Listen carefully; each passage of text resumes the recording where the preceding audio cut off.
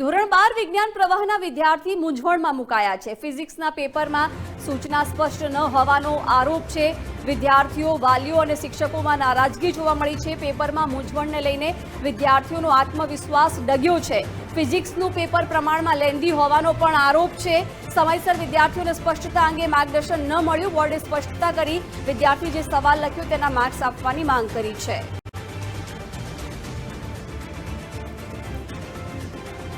Confusion એકચ્યુઅલમાં એ હતી કે blind માટે ક્વેશ્ચન્સ હતા અને ક્વેશ્ચનની ઉપર લખવામાં આવ્યું હતું, પણ એ સ્પષ્ટતા કરવામાં નથી આવી કે ઉપરવાળા ક્વેશ્ચન માટે એ બ્લાઇન્ડ છે કે નીચેવાળા ક્વેશ્ચન માટે છે એ સૂચના।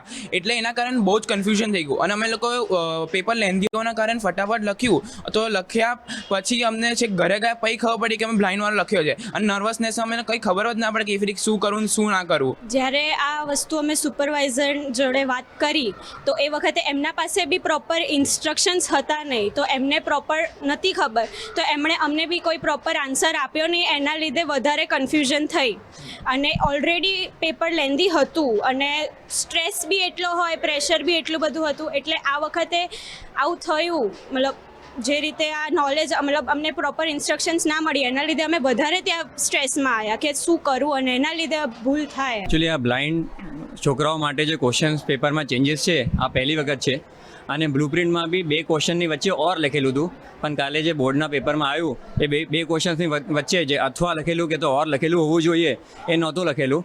એની માટે જ સ્ટુડન્ટને ઘણા બધાને કન્ફ્યુઝન થઈ ગયું। એકચ્યુઅલી વિદ્યાર્થીઓનું ગઈકાલે પ્રથમ પેપર હતું 12 સાયન્સની અંદર। સામાન્ય રીતે દરેક વિદ્યાર્થી પ્રેશરમાં હોય છે અને એ લોકોએ ખૂબ મહેનત કરી હોય છે, બધા રેન્કર સારી રીતે પ્રયત્ન કરતા હોય છે, પરંતુ આ પ્રકારની જે એક પ્રકારની એરર કહી શકાય કે જેની અંદર અંધ વિદ્યાર્થીઓ માટે અને સામાન્ય છોકરાઓ માટે પણ ઓપ્શન ક્લિયર નહોતા કે કયા એટેન્ડ કરવા, અને જે સુપરવાઇઝર હતા એ લોકોએ પણ કરેક્ટ રીતે એ લોકોને થોડા મિસગાઈડ બી થયા છે।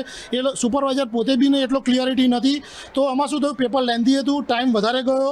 તો અમે એક એવી રિક્વેસ્ટ કરીએ છીએ કે આની અંદર આ જે બી ક્વેશ્ચન્સ આન્સર એટેન્ડ કર્યા હોય એ લોકોને ફરીથી બોર્ડને એ લોકો કન્સિડર કરીને એ લોકોને માર્ક્સ આપે।